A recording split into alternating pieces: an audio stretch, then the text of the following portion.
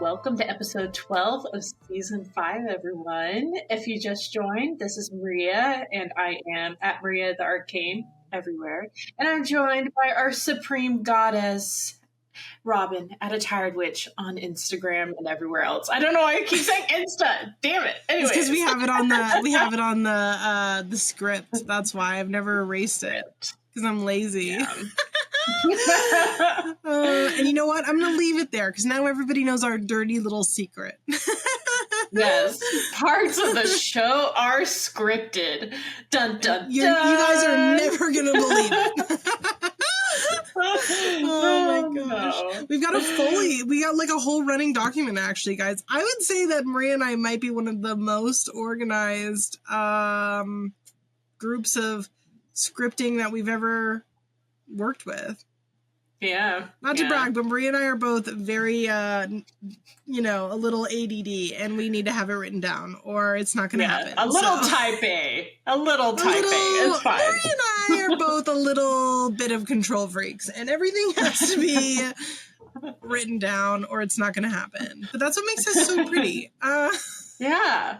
Now, going back to the script. We do have a class this month, and if you guys want to join us, that is on August 31st at 12 p.m. PST for our class for creative writing with mythology with Samantha Weisberg. And yes, I'm so looking excited. Forward to this class. It's going to be so good. If you guys, a couple months ago, we had Samantha on for a episode on mythology misunderstandings, and she did a whole thing about Medusa that was incredible, and I think this is going to be just a really great class, and I'm very excited to have her. Yeah, I mean, if you want to level up your word witchery, taking creative writing classes is the way to go. So this is definitely a great class. Yeah, absolutely. Also, if you guys listen to our Coffee Talk episodes, we do take listener submissions, as you know, for stories, witchy tips, witchy stories, etc. And so this season we started taking voicemails. So if you would like to leave us a voicemail, the phone number is 351-207-0799, or you can send us your story in a written format to submissions@coffeeandcauldrons.com, or head to our website, coffeeandcauldrons.com, and hit the submit forum. Forum, not forum. We're having a really chaotic start to this episode. We've pointed out the fact that we have a script, and now it's in my head, and I'm self-conscious about it. Oh my goodness. But if you'd like to send us your stories, we would love to have them. Either format is amazing for us because we are trying to cycle through both of them equally. So we would love to have them. Yeah, I mean, and it is coming up on spooky season. We need some ghost stories, guys. We need some good ghost stories. Scare us. We need Please ghost stories. Yes. Oh, and on Coffee Talk episodes, I forgot to add this to our script.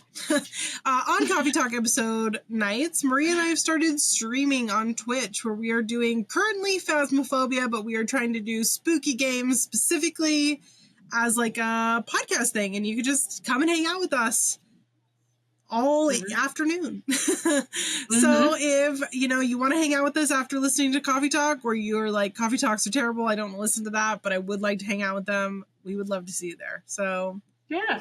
And we even play games individually sometimes. Yes. Robyn will play Stardew Valley or something. I started playing Fields of Mystria, and that is like a Stardew Valley game. It looks so good. It looks so good. It is insanely good. It's insanely good. I don't want to get too off topic here in the intro, but it's insanely good. You would love it.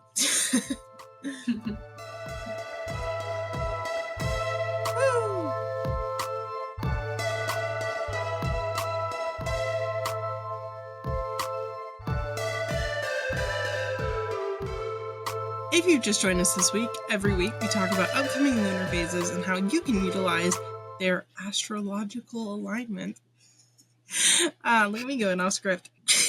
In your magical practice. These are just our ideas and our tips based off of our experience, but you don't have to use them. It's up to you. So if you're somebody who wants to use it, you can. That being said, the nearest one to when this date comes out is going to be the new moon in Virgo, which is on September 2nd, is when it moves on over to 1.1%. And the new moon in Virgo is, well, Virgos in general as utilizing it and the astrological placement for your magical practice is a really good time to focus on organization. Speaking of type A behavior, maybe you're somebody who needs to channel that into a project that you're working on. Virgo is really good for that. It's also really good for things like introspection and kind of releasing energies that aren't serving you because you don't understand them, if that makes sense. It's like saying, I don't understand why this is going on for me. Maybe it's bad luck. Maybe it's my own, contribution, etc., but it's a really good time to focus on releasing that kind of unknown energy. At least in my opinion. It's also a really good time to reflect on things. Where can we organize better in our life? New moons in general are a good time for cleansing, but specifically the new moon in Virgo is a really good time for cleansing because they are so organized that maybe this is the time to go to your apothecary pantry, clean it out, label that stuff, organize it. Maybe this is a good time. Wow, just calling me out. It's fine. Wow, so rude. Excuse me, it's not me calling you out. It is the astrological forecast calling you out. So I think you need to have a word with yourself. Perhaps, okay. I don't know. Gosh, Mom. Fine. If you are somebody who has not cleaned your altar in a long time, this is the time to do it. Get your altar clean. All new moons are good for this, but specifically Virgo new moons are very good for organizing. Clean it. Realign, any kind of cardinal points that you have in your house, any kind of wards that you have in your house. Let's get that stuff organized. Let's self-reflect. Let's think about where we're dropping the ball and let's pick up where we need to. What do you think, Maria? Yes to everything you said, but I would like to add that also Virgos are they're lifetime students. They love to learn and learn new things and explore new things. Once again, type A, but anyways, but so if there's anything that you've been wanting to learn, I think this new moon would be a great time to set intentions for it. Maybe you want to learn more about tarot. Maybe you want to learn about how to make your magic more individualized for you. Whatever the case is, that would be a great time to just set intentions and allow yourself to learn new things. And a great plant to use, if you want to learn something, in my opinion, is skullcap. I love skullcap. That's really smart. Yeah. Rosemary is also really good for that because the rosemary helps you focus. Mm-hmm. And, I also like Appetite, the crystal, for learning too. Those are my go-to for learning spells. And education. Yeah, that word.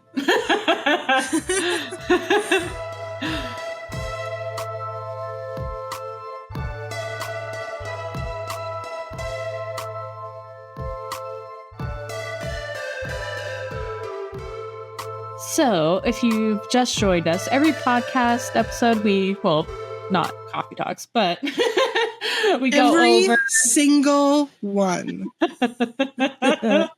We've literally pointed out the fact that we have a script and neither one of us can stick to it now. We're both just so hyper aware of it. Well, in my defense, there is no script for this. I'm just free balling it. There we go. Oh yeah, all right, touche. But it's not a script, but it is the same thing we've both said every single time, just like with the moon. Exactly. But yeah, so every episode we talk about tarot cards. Earlier seasons, we've gone over individual meanings of cards. We've gone over the whole sections of tarot, the major arcana, minor arcana, aces, through all the way to the kings. But this season, we're concentrating on themes that we see in tarot, and we're like discussing a particular theme and what cards match that theme. So the theme I chose this month is you are kind of being a twat. It's when the cards are calling you out for being, being kind of like a poop head. You're being mean to other people and you are not being kind. And maybe it's time for some self-reflection. Yeah. Now, obviously, like when these cards Maria told me that this was what our focus was this week, and I feel like she's trying to tell me something, and I don't like it. No. If I'm telling anyone this is me talking to my body. It's like, you're being kind of mean to me. Leave me alone. I know we have a chronic illness, but it's just kind of Let's be kind. But yeah, like when you're pulling cards for this sort of thing, it definitely takes a bunch of self-reflection, because if you're pulling these cards and you're like, no, I'm in the right, blah, blah, blah, like these cards will just like, will be like, oh, Wrong. Well, that doesn't fit this. And then you would totally disregard it. But anyways, I digress. So the first card I chose is the Emperor. Now, in a negative position, this is like symbolizes someone who's super power hungry, wants to control everything, because the Emperor is the king of kings. So he's controlling stuff emotionally, he's controlling stuff physically, like he's just a control freak. He just wants to be able to have like control over everything. So it makes him feel more powerful and, all that noise. But so when you get this card, maybe it's time to kind of like let go of control, delegate, allow people to, do their own things for a little bit rather than trying to make it go the way that you want it to go to. Because, empires fall all the time and have fallen in the past. And the more like of a control freak you are, the angrier like the people and situations you are controlling are going to be. So it's just something to keep in mind if you are getting a little power hungry. Now, the next card is the Devil. Once again, this is definitely a controlling card, but I also see it as a huge manipulation card, and not only like manipulating other people, but it's also manipulating ourselves, like being unkind to ourselves and keeping us in a space where, being very negative towards ourselves, thinking that we don't deserve anything better, and just being overall unkind and thinking that we can't overcome obstacles like addiction or overcome obstacles like, once again, control. And just feeling like you have to stay in this negative spot forever because that's all you feel that you are worth. But yeah. Next card is the King of Swords. Now, when this card comes up in a negative spot, it is someone who they think that they're being, oh, I'm just honest. I'm just being honest, guys. And it's like for their betterment about being honest. I think they're such a good person for, being very honest with people. But the thing is, honesty sometimes is just perceived by the person. And sometimes, you're just being kind of rude and being kind of unkind. And you don't need to be like thinking you're highly knowledgeable about, certain things and feel like you have to like talk over people or anything like that. But it's just kind of like reminding you to watch your words. And we don't build kingdoms by being unkind to other people and feeling like we are the one-stop shop for knowledge towards particular things. How about you? What are your 3 cards? So my first one is the Two of Swords, specifically because in that card, we are so guarded that we are not allowing in any other kind of opinions or outside input, etc. And so sometimes it's a really good reminder that being guarded is, of course, valid, right? But to what extent, right? Sometimes we are the problem because we refuse to hear any sort of outside opinion, outside thoughts, etc. That is kind of like you were just saying about the king, is that we are not a one-stop shop for correctness. And that includes hearing outside opinions, right? Obviously, we don't have to take their advice, even if it's given, but it is sometimes good to hear other perspectives and how our situation is being perceived or how we're being perceived in a scenario. The second one is the Knight of Wands. And as I've said a million times on this podcast, the Knights are the bad boyfriends of the apocalypse. And this particular one asks us to reflect on our reasons for doing something. Are we doing something because, especially with other people, because of self-gratification? Are we doing it because we are kind of getting involved because we're lonely with somebody or something like that? This is a very sexual card, and oftentimes the Knight of Wands comes in as a easy come, easy go scenario. And when it is coming up in a position of self-reflection, are we treating other people as an easy come, easy go participants in that? Are they aware of the fact that this is easy come, easy go? And make sure we're kind of reflecting on how we engage with other people, and if they're consenting and aware of the fact that this is something that we are perhaps coming in as quickly as we are leaving. And the last one I've got is the Five of Swords. This is a card of learning when to walk away from arguments. We don't have to be the most right about everything all the time. Are we having this conversation to level up? Are we having this conversation or argument because it in the big picture matters, or are we just having the argument because we want to fight? Because we need to be right. And that's important. So these are all kind of, my choices are all kind of reflecting on the direct relationship we have with other people, right? I mean, yours are too, but in a different way.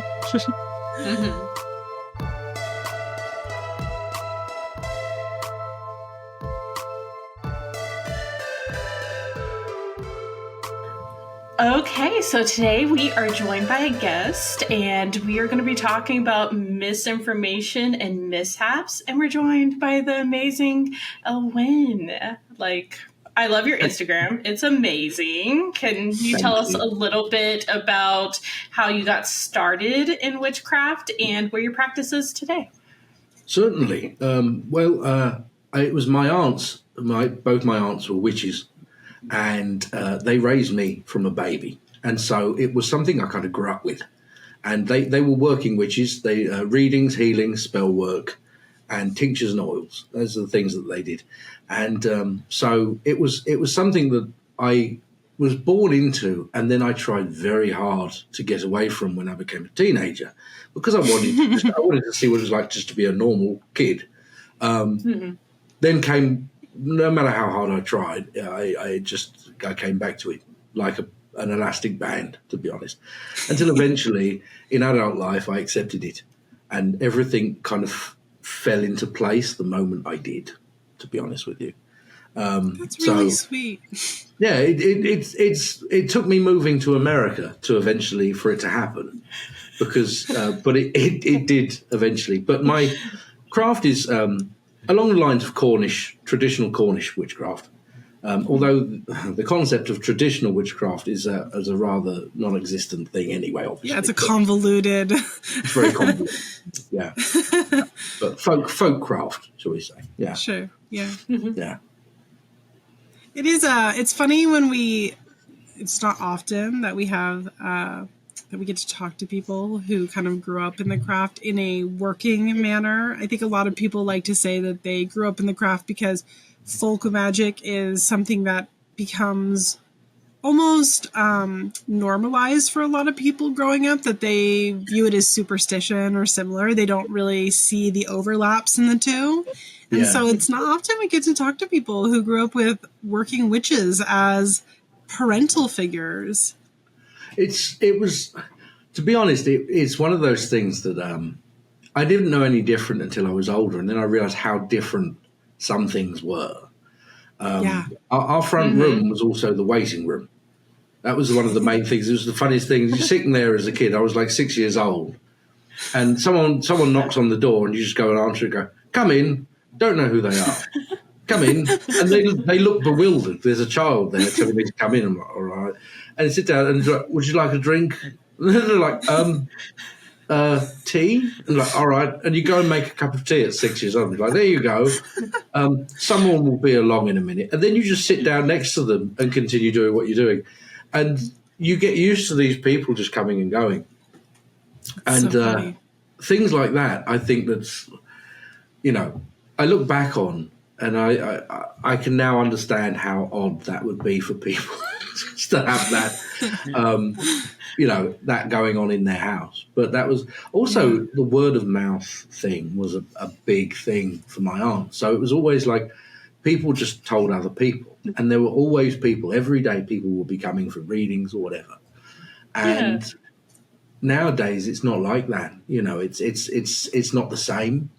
And as both my aunts eventually retired from working in witchcraft as they got old, it became apparent that, occasionally the phone would ring and someone would want something. And it's people from years ago. But that was it. And so I thought, well, the one thing my aunts always told me was don't tell people what we do. We don't talk about that to people.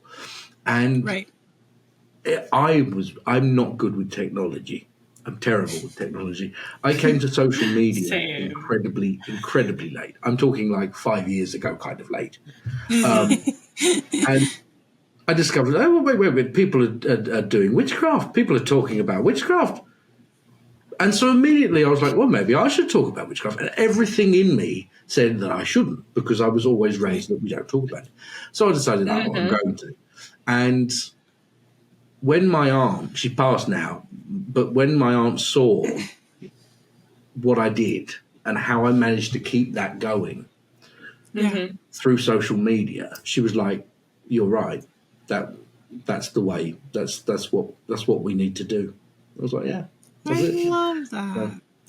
It's funny because I wasn't raised with working witches like that at all, but social media in the last like sub-decade has completely changed how we talk about these things, because you used to not talk about it at all. Even when I was a teenager, you did not talk about it, and you would use your fake, if you did talk about it, it was in like forums and it was like a fake name. You never showed your face, nothing. It was completely anonymous. And now here we all are just being like, hello. Yeah. Let's talk about the dead. I like how you live the whole practical magic life for a little bit. My the aunts waiting room, were people coming in. very much like that. They genuinely like you could have ice cream for breakfast, sort of thing. That's what because they I think though I was like the child that neither of them ever had. My great aunt. This is how it works in my family as well. My great aunt adopted my aunt, and when I call her my aunt, she wasn't actually my aunt. She was my second cousin. However, she adopted. Her mother died when she was very young. She adopted her when she was about 18 years old. So they were both much older than I was anyway. But then they adopted me, and throughout the generations, one family member takes in another family member, which holds what my aunt would call promise in the way of how we do it. And so there was 3 generations living, and it's a bit different now, although I've got 3 daughters and one of them takes a huge interest in what I do. She sits there and watches me do readings. And she sits there, just looking at the desk like this. And that's exactly what I used to do. So it's quite funny. My 3-year-old calls my tarot cards kettle cars, and it's really cute. I want to get him his own deck. He's very interested. I don't know if I've got it here actually. Is that them? I've got a deck it's a kid's deck of cards. Is it complete? It is. It is a complete deck of cards. Oh, you'll have to send that to me later because I am very interested in getting one. And they also do. There's one that's really small deck of cards. It's like the reverse of the Rider-Waite one. So it's like from the other perspective. So instead of like, instead of the chariot, you're at the perspective of behind the chariot, looking at what it's going towards. It's very odd, but the cards are tiny. Interesting. Yeah, they're really good. Oh, yeah, you'll have to send me those. That I'm very interested in that. All right, let's get back on topic. All right, so we brought you on today to talk about being on the internet, obviously, and misinformation that kind of comes around with being on the internet, and how we kind of keep a cheery disposition despite it. Yeah. Oh my goodness. Yeah, as much as one can. Yeah. What is, in your opinion, some information or misinformation that keeps getting brought up, or you see get brought up often, that you feel like we've got to talk about this? There's one that everyone knows that I can't stand. It does annoy me, and it's when people say there's no devil in the craft. That from a folk perspective, that annoys the crap out of me. Really does, because my craft, for whatever word you want to call him, is very much centered around the devil. Like, companies called the as is most Cornish traditional witchcraft, right? Yeah, exactly. And it's, he's regarded as the father of witches. And then saying, he's not in witchcraft. I mean, he has many different names, obviously. But it's this kind of complete removal, like, oh, that's scary. Let's get rid of that. And it annoys me that there is this sense of let's remove anything that's scary from witchcraft. That then you haven't got anything that resembles witchcraft left if you remove everything scary from it, because it's a journey of exploration. You have to fuck up so that you learn how to fix it. And so if you just wrap everything in bubble wrap and take all the nasty bits out so that you can't fuck up, you don't learn anything. And that's one of the things that it annoys the shit out of me, to be honest with you. This people can be so adamant about it as well. Like, no, there's not. Because something about them, they don't, I'm not saying you have to say the devil or you have to say, but it's just anything really that is considered to be risky or a grey area, shall we say, like, and also the rule of three. The rule of three annoys me as well, primarily because it's because it's just the whole Wiccan thing, but people immediately apply it to everything because that's what they know. I was like, the rule of three. That drives me mad. Absolutely. And also considering the fact that if Wicca had a doctrine, not that I'm saying it does, the rule of three doesn't exist within that. It was a poem that has been run with. And I think that people lack that nuance sometimes, Yeah. It's the same as karma. The concept of karma is the strangest thing to me is that you have, thousands of years of Eastern mysticism and practice, and the amount of development and research that goes into that. Meanwhile, we hadn't even had, in the West, we hadn't even had the Industrial Revolution. And then Westerners come along, they kind of skin that bit off the top and be like, karma, okay, so it's like an eye for an eye. Yeah, that's it. Okay, great, we'll run with that. And just add a little bit of Schadenfreude in there for when anytime something bad happens to a bad person, karma. That's it. And it just gets bandied around a lot. One of the things about it's terrible though is recently I kind of skim through a lot of my comments on things, because if you look at all your comments, you eventually so if anyone has a genuine question or something like that, I'm like, sure. And someone asked a question about a spell I was doing, And they said, it's for opening roads and doing this. And this other person said this. Said, what is this? What is the meaning of this spell? And this person went, it's for opening roads, doing this and doing that. And I went in and went, no, it's not. That's not it at all. Why are you answering this person about my own spell? You know. I will say the commenters that tried to help with that sort of thing, bless them, because they are trying to be helpful, but also, but also maybe let's just leave it to the creators to answer that. And if they don't answer the question, maybe because they don't want it answered, maybe they didn't see the question. But that isn't for you to jump in, even though you have good intention. That does not mean that your actions are actually hitting the mark. It's like there's some things that we can all look at and we agree like that's what that is. I think this particular thing was very specifically catered to it. It wasn't a kind of just a very generalized spell. It was a very specific thing I was doing.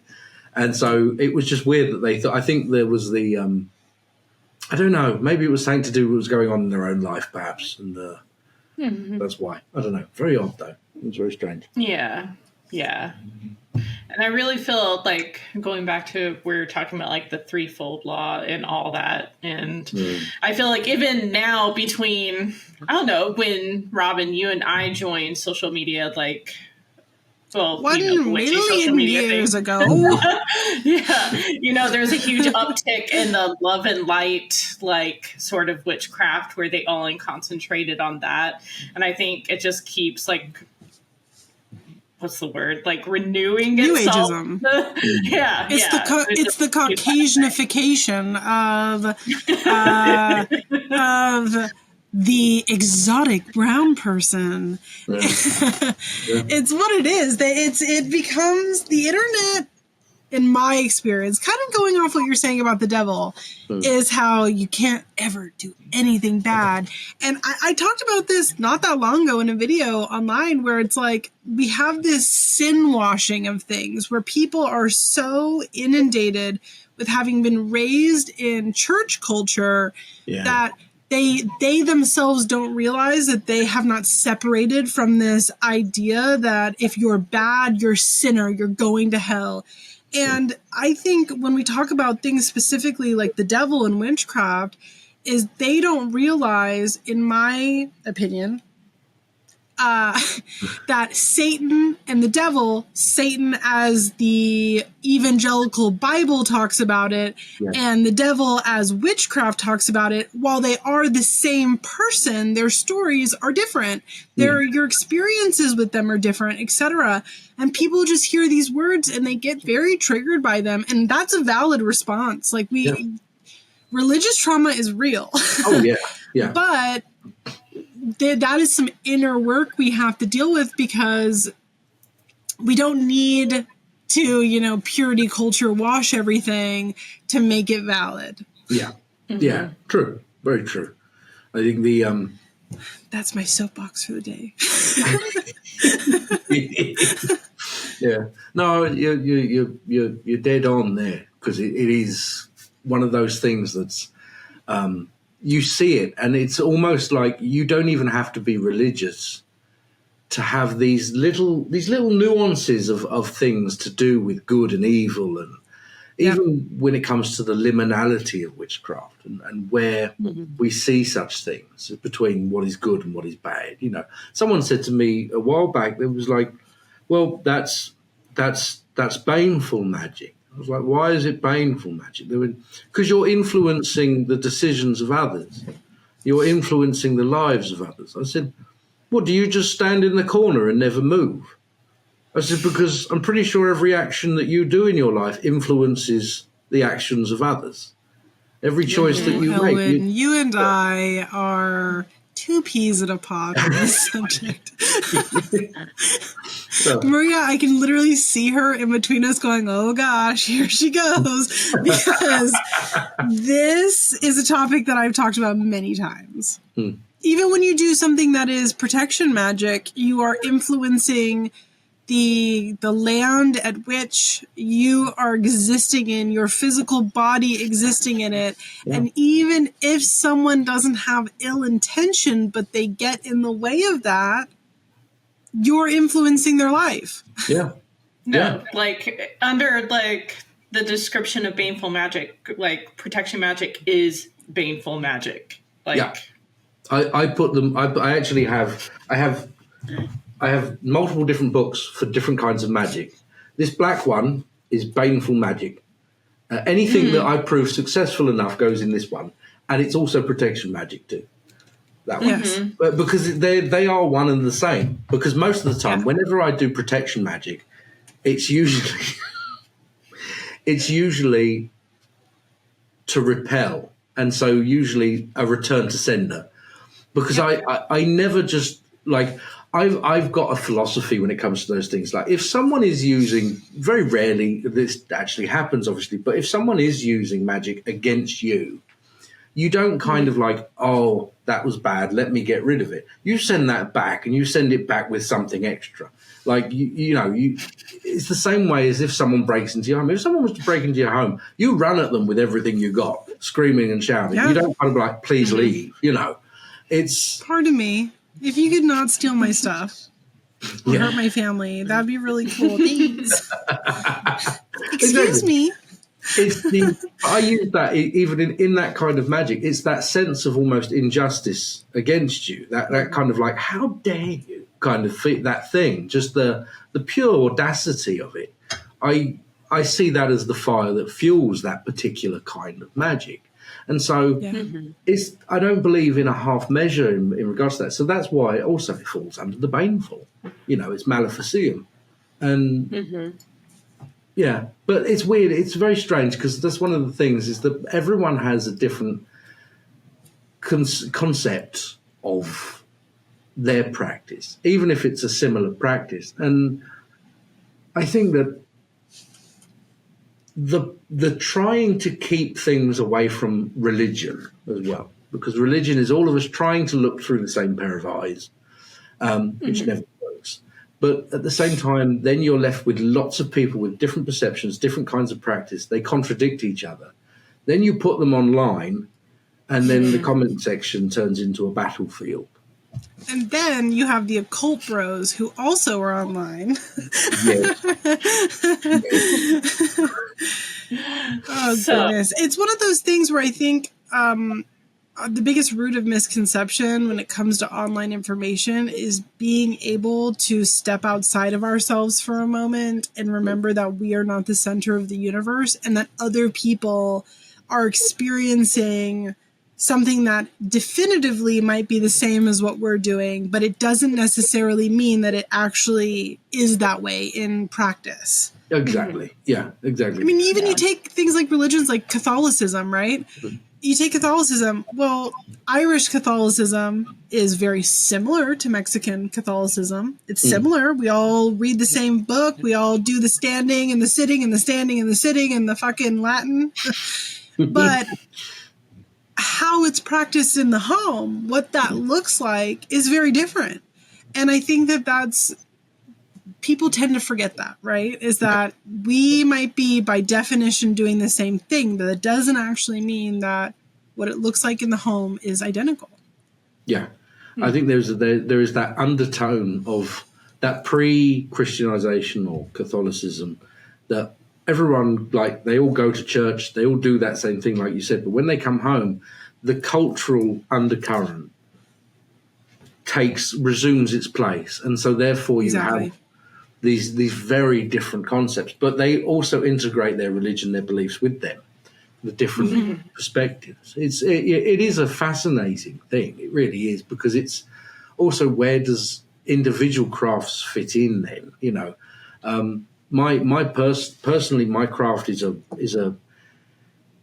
I'm always trying to push my comfort zone, because I believe it's important to do that. It helps growth. And one of the things that I push most of all is the concept of truth, that truth doesn't really exist. We only have this momentary present time truth, and then it's gone. A new truth replaces it, And so I think humanity spends so much time looking for truth, fighting for truth, trying to get and hold truth. And it's something that doesn't really exist. It's here today, gone tomorrow. And so therefore it's more to do with, what's true to me at the moment until I know better. Because in witchcraft, we're always students. We never graduate in any way. We're constantly a student. And therefore there's always a new truth, a new thing, a new version of ourselves that's developing, And sorry, I'm waffling. You're not waffling. I think you're 100% right. No. But what are some of your tips on combating against misinformation? I'm not. Oh dear, I'm not good at that. I genuinely I don't mean to, but sometimes I'll see a video. And it has to be bad. I wouldn't just go and I don't like doing that. That some people make the videos where they stitch or duet videos and they're like, you know nothing. And it's just people just, you aren't as witch as me. Yeah, exactly. How dare you try to outwitch I am actually the top witch. I'm the supreme. So actually every video I do is the correct one. So Elwynn's actually misdirecting you guys here in a conversation about misdirection because I am actually the only correct one on the internet. Continue. But it's sometimes it's very very particular. Every now and again there'll be a video, someone will say something that is just everyone who even dips their toe into witchcraft knows that that's not right. They're leading people way out in a different direction. I will make a video being like, and trying to be as respectful as I can, just be like, what the fuck are you talking about? And why are you talking? And people seem to get enjoyment from that.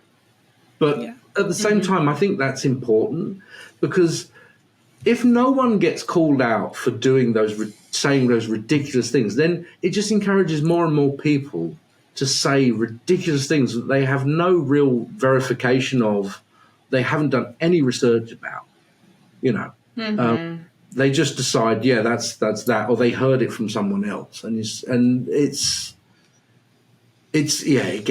can get out of hand really quickly. Yeah, really quickly. I think the internet is so cool. Yeah, I really think the biggest bit of misinformation that goes around a lot is that how one person practice is the say all, do all.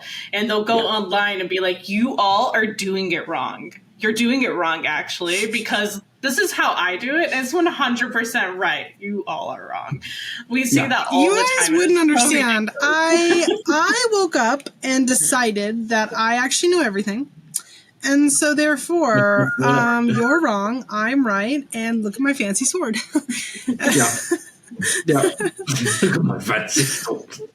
Listen, the fact of the matter is that I think that a lot of people, and I'm going to say this, and I want you guys to take it for how I mean it. I'm not trying to take digs, but I think that a lot of people a lot of people who come online and say things as matter-of-fact statements lack the depth to understand how much nuance is behind these things, and they don't. It's less listening and more just talking over people and being fear mongers for clicks, and I don't know. It's a lot. It's a lot of hey, chill out. And you notice those people who make that content, they usually don't last more than a season. Oh, it's true. Maybe a year, maybe two. And then they're gone because they've run out of fear-mongery, silly little posts to do. There's no actual depth there. There's no substance. There's no faith. There's no belief there. Yeah. That's the thing. I actually... I accidentally did a video like that, and it wasn't, but it got taken like that, where it was cord cutting, and the amount of cord cuttings drive me wild. And so I was like, here, look, I'll show you how you do a cord cutting, how I was taught. And I said how I was taught how to do a cord cutting.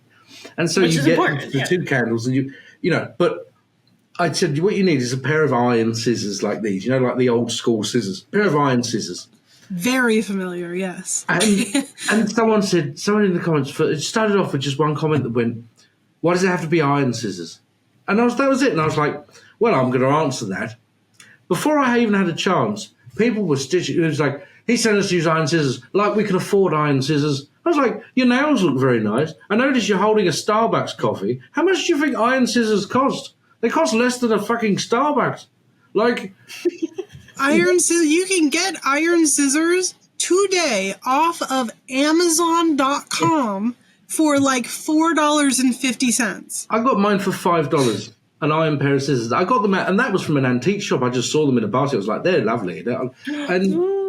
But it's but people were like, stop telling us what to do. What do you mean, stop telling you what to like? You don't have use. And someone said, I just use scissors from the dollar store, and I was like, that's great.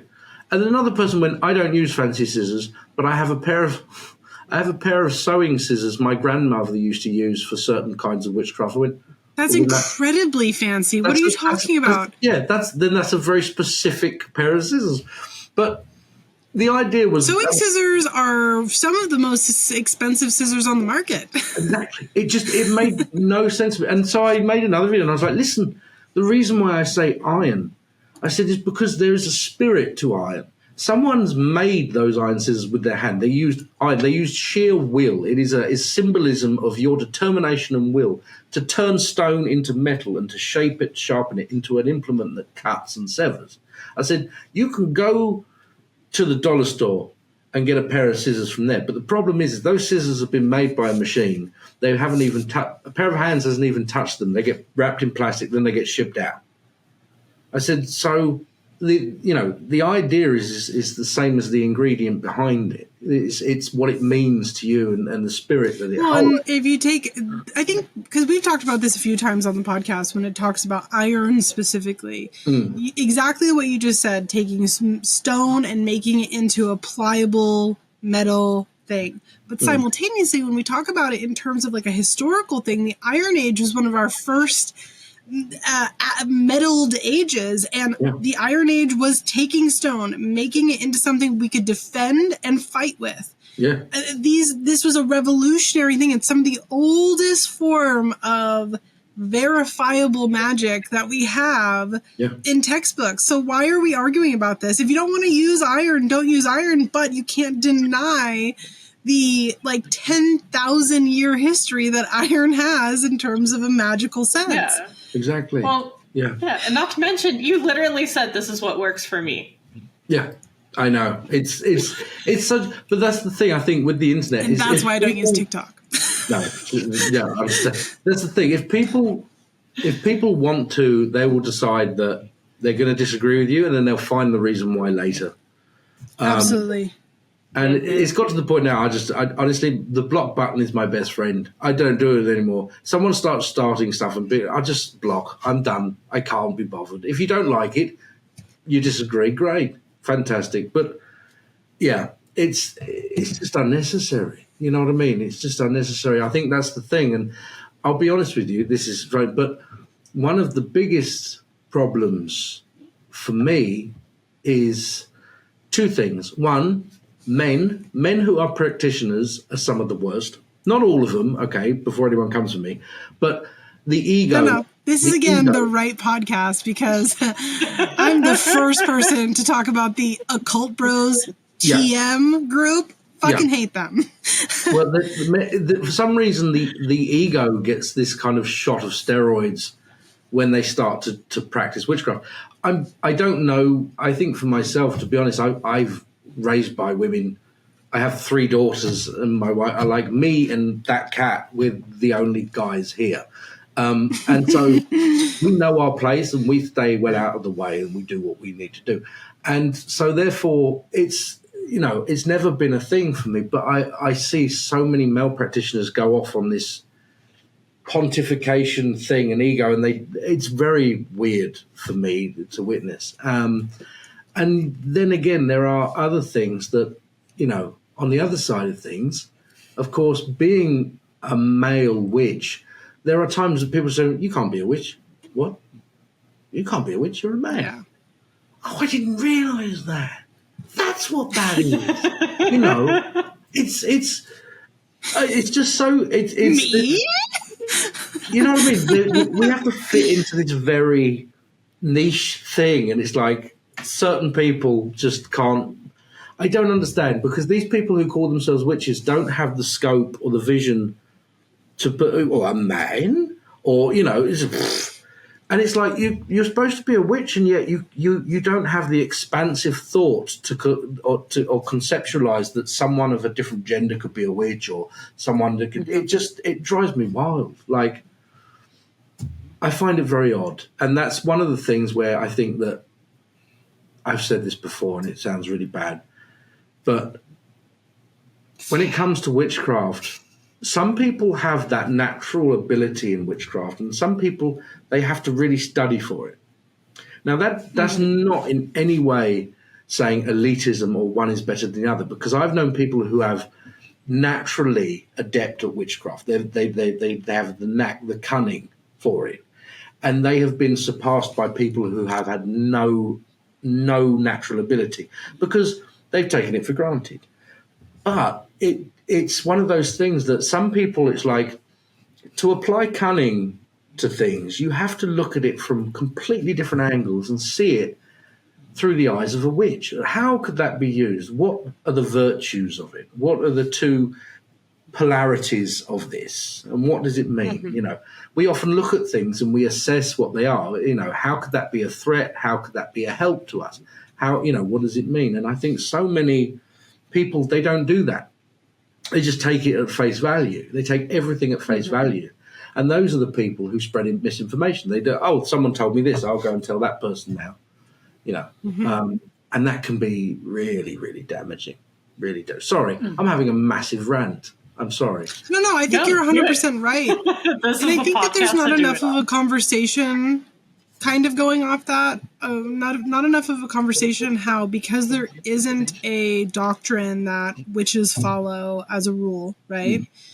That a lot of people, not just men, occult bros, TM, not just them, but a lot of people will use witchcraft in online spaces to fuel their ego and to be someone. And the thing is, at the end of the day, we're all content creators. We love attention. We just do. I don't care what way you cut it. If we didn't love attention, we'd stop making videos, right? And I don't think there's anything wrong with liking attention, but there is a really big difference between liking attention because of who we are as people, and we like to share information, or we like to make people laugh, or whatever, right? And there's a difference between that and liking attention because it fuels the ego. And when the fuel is ego, that's when you start getting the whole, I heard this from somebody, and so therefore it's a fact, and I'm going to state it as such, and I'm going to create drama, I'm going to create issues. And I think that that's the really big difference in terms of the types of content that we can find on the internet. Yeah, definitely. Yeah, I agree. Well, I will say this has been an amazing conversation. I'm really glad that you joined us for this, because this has been great. Yeah, it has. It's Thank you.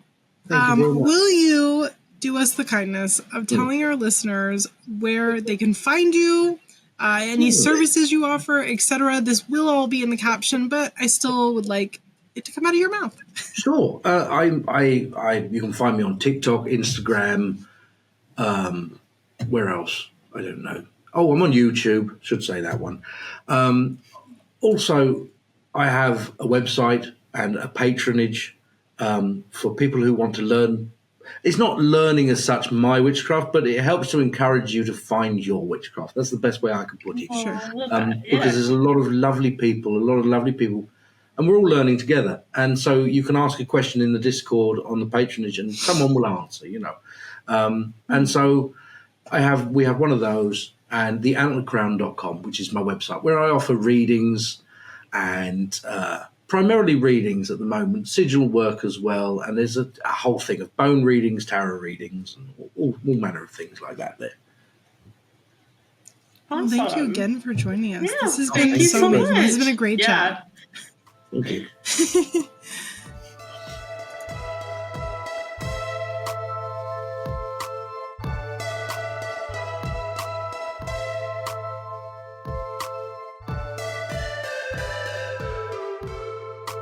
So, Robyn, what is stirring your cauldron this week? Thank you so much for asking. Oh, you're so welcome. What is stirring my cauldron this week is I announced that I'm working towards my next manuscript and that it's going to be self-published, and I've been opening up more online just about like death magic. I know I talk about it like on the Patreon a lot. I did a whole Death Witch series. I did herbs of death work and like plants of death work focus, but I haven't really talked about it too much online because people, especially when you talk about like necromancy, because that's what it is. It's necromancy. They are very triggered by that word, and I get it. The satanic panic like ruined all of us. It made us all a little uncomfortable with words.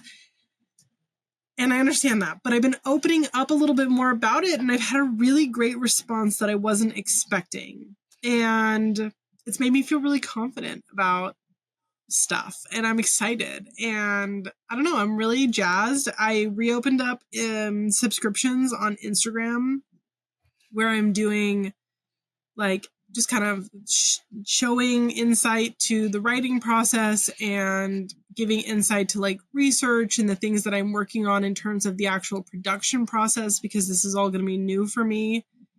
My plan is to, when I feel confident by each like section of the book, to open up ARC reading to my subscribers for like their thoughts and feedback, because realistically this is a book topic that I don't feel has been written about very much, and I want to make sure I'm covering all the things that people would like to see, that their questions are being answered. So that's why I'm going to do these kind of like advanced reader copies for sections of the book, because I really want people to give honest feedback of this part was I didn't feel like was necessary, or I'd really like you to go farther in on this. That way, when people do get the book, it's as well-rounded as I think it can be. Because this is also probably going to be my last witchcraft book. Yeah. I don't see myself writing another witchcraft book after this, which is crazy. Well, then this is going to be your big baby. Yeah. This is going to be, and I want it to be perfect. So, yeah, I feel really good about it, and I am very warmed by the response. I'm very excited for you. It's going to be so good, and you get to do it your way and get to name this your is a book, big part choose of the cover. Big part of why I'm self-publishing it is because in my previous experience, my language was changed in books without my consent that I 100% didn't agree with. Parts of my books had been just removed, and then people were like, I really wish you had gone over this, and it's like, me too. And I understand that publishers don't have the same like intimate investment in things like spiritual topics. But quite frankly, if this is going to be my last baby, I want to make sure that it's completely covering every single thing that I want it to cover, and not get cut because of a word or page count, budget cuts. Yeah. I'd rather just be really transparent. Hey, this is what this cost me, because I plan on doing a Kickstarter for it, so I can like hire a editor, and I want to have special editions of the books that are hardbound and like nice. And so I'd rather just be really honest about how much everything is going to cost up front, and give people the option, and have like the paperback version as well that anybody can have. And it just be like a really open and honest process. And I get to keep everything in my book that I want to have in my book. Versus, people just outright changing my language or saying, I don't like this section, cut. Little things like that. Yeah. I also realized in looking back at Magical Tarot, which never dawned on me before, I can't believe I missed it. The dedication to my husband removed. Mhm. I never What? noticed. Yeah. What? The dedication was to my brother as a joke because he asked for me to dedicate the book to him. And then there was two parts of the dedication. There was the dedication to Austin, and then the second part where I call Frank Chip and I say, without you, I'm nothing. Mm-hmm. They just cut it. And it never clicked on me that they removed it. Oh, They just got rid of it. Frustrating.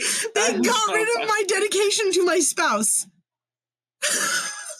So this is why I'm choosing to self-publish. And I think a lot of people have very misconstrued understandings of the author process, and that's not their fault. We have people like J.K. Rowling, who's this billionaire, right?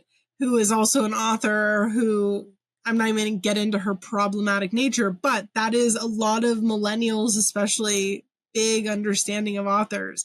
J.K. Rowling, what's his name? Stephen King. These are huge faces that have gone on to make movies and are novels, and they think that authors have all this control because those people do. But that is actually not the case. I didn't even get to pick the title of my last book.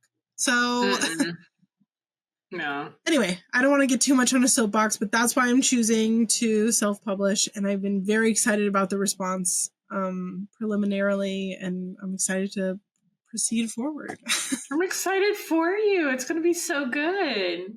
Yeah, I'm very jazzed. So, anyway. You should be.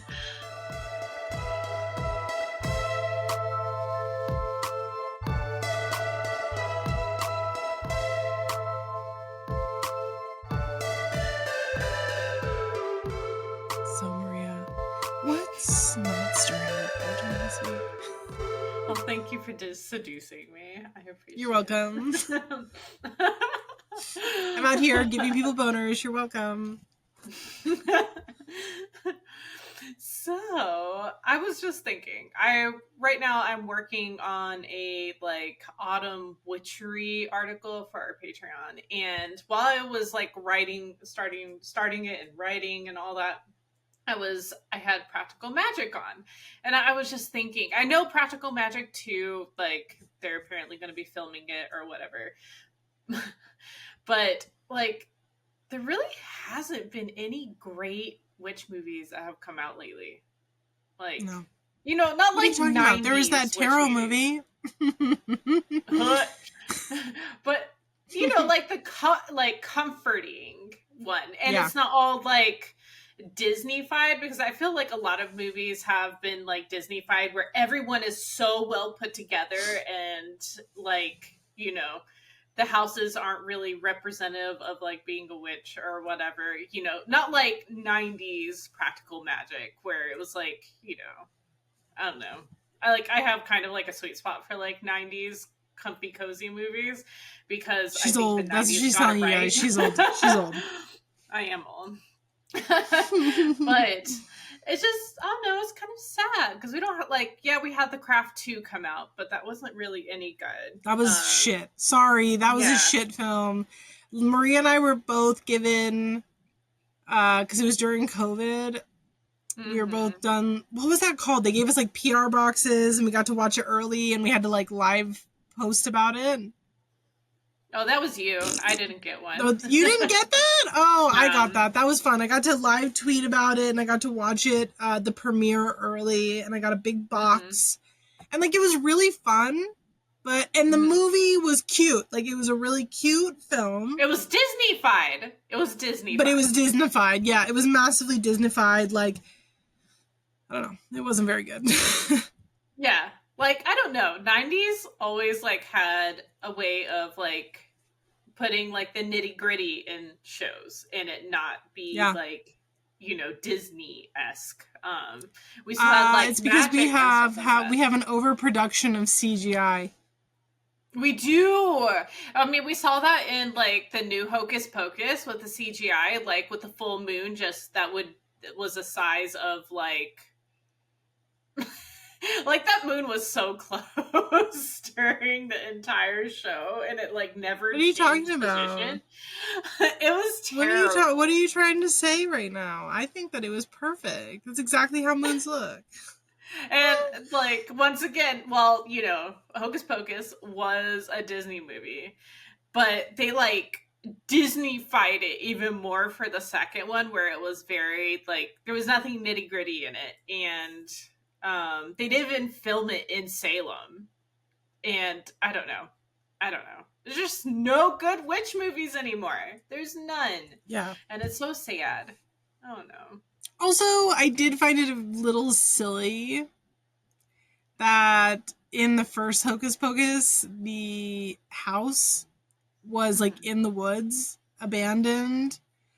And then in the second one, it's somehow an entire city has been built around that.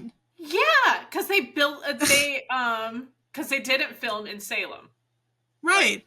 But that's what I mean. Like, that's a huge plot hole that makes no fucking sense.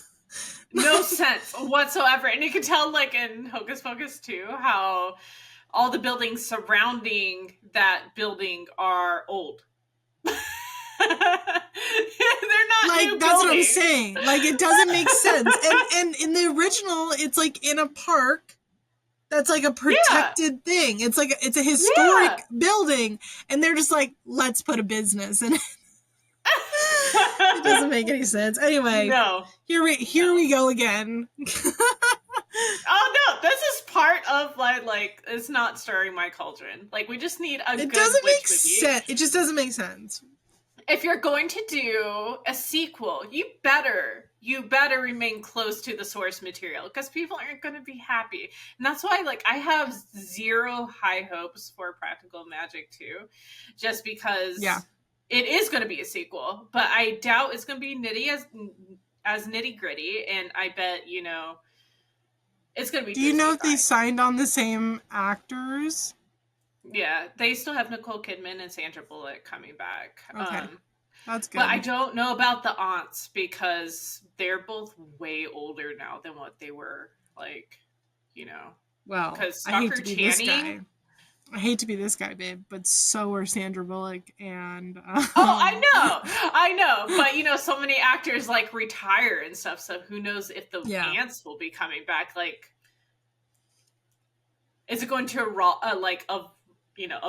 revolve around, like, the aunts' but also, death? like, there's been 30 years since the films, and the aunts in the films were meant to be in their 50s or 60s, so it wouldn't be out of pocket for them to just be deceased. Yeah. Well, if you pay attention in the movie, they literally say that the aunts don't age. So who knows how old they are. That's true. Okay, touche. Well, they also, remember in The Irishman, when they, like, made Robert De Niro young? Maybe they could do something like that. I don't know. Oh, yeah. That's smart. Some more CGI. Let's put some more CGI. Let's Disneyfy this film. Look, all I'm saying, if Nicole Kidman lifts up a finger and, like, sparks come out of it, or, like, some, like, glowy neon stuff, I'm turning off the movie and I am not watching it. Yeah. Or if they get a Love and Light witch to do, like, the Namaste. to consult for the film, I'm done. We need to talk to us. Yes. Dear Fox, 21st Century Fox, Maria and I would like to be consulted for this film. Please don't ask the same people who did The Craft 2. Please, I'm begging you. Don't. It was not good. No. Oof, Lord. Okay. All right. I'm not gonna shit talk any more people. Let's end this segment. All right.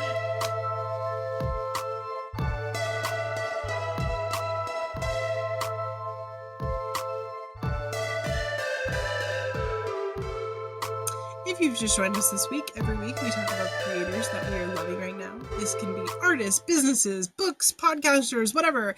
These are not ads. This is just stuff Maria and I like, and we think is pretty cool. And maybe you'll like it too. Maybe you won't. I don't know. Just check it out. We also are taking listener submissions.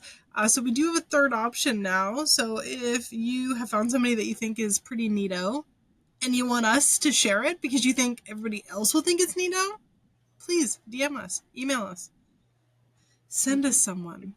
Yeah, please. That being said, Maria, Angel, Doll, love of my life, please, who are you listening or loving right now? Not listening. Who are you loving right now? I am loving the Instagram Katrin.Vates.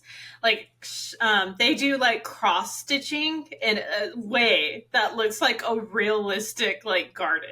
It's so interesting and so beautiful, just like the landscapes that they do like via cross stitching. It's insane and just like beautifully well done. Like I'm not the type of person to be like, I would love to have a cross stitch up on my wall. Like that has rarely, passed my mind besides maybe some witchy ones. But this one is like so gorgeous and so beautiful. And just the tools that, not tools, but the methods that they use in order to create like volume on the cross stitch is just insane. Like it's so stunning. Like 10 out of 10. But who are you loving? Did you see that? No. My son's underwear drawer just flew out of its little thing. I'm not even joking. Welcome to living in a witch's house. Sheesh. Okay. Who am I loving right now? I'm loving Abigail Penner. I hope I am saying that correctly. She is an illustrator and does these really cute cupies, so I know nobody is going to be shocked that I said that. But she does, I think she does tattoos. I could be wrong about that part of it. But I think it's really, really cute illustrations, to the point I even emailed her and was like, what if you did a Cupid-themed tarot deck? What would that be like? She did not respond to me, which, you know what, valid queen. But I think that her style is really beautiful. It uses minimal color play, and the color palettes that she uses is incredible. Just chef's kiss. Mm-hmm. Our listener submission this week is a Instagram and company called Firefly Bazaar Texas, TX. And she does these blankets that are really neat. Specifically, the blankets in question is what was sent to us. So the blankets specifically. But they're like spooky and cute and cozy, a little quilt moment, if you will. Yeah. They aren't actually quilts, I don't think, but they're quilt adjacent. Yeah, they have like cute. I love the robes that they have. Yeah. Specifically, the blanket is what was sent to us, but the robes are very cute too. I'm 10 out of 10. Yeah, they are. Yeah. I like this. Yeah. So if you have somebody that you want to send us, shoot us a DM, shoot us an email. We would love to see who you're loving right now so that we can share with everyone. Yeah.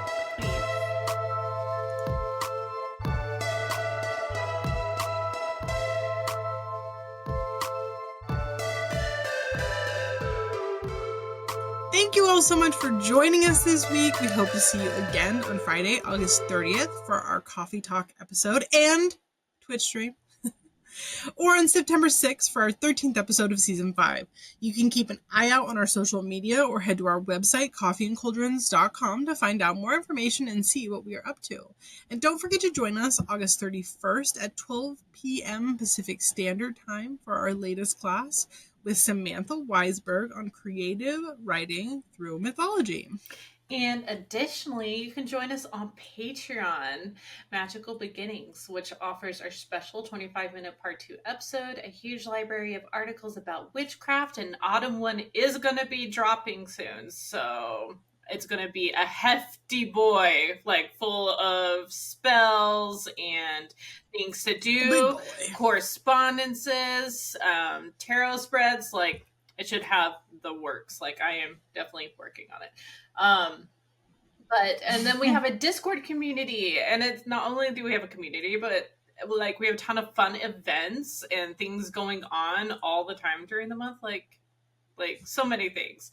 And we have a tier that offers literally so many things. Yeah, and we even have a tier that offers one-on-one conversations with Robyn and myself. Yeah. Please do, if you are loving our sexy, sensual chef's kiss voice, take a moment to review us, whatever streaming service that you are listening in from. That might be Apple Podcasts, Spotify, or something else. We love reading your reviews, and rating us with 5 stars helps us to be seen by others, but honestly, just rating us at all continues to keep the rating engagement up and gets us to be seen, so it's okay if you want to be honest.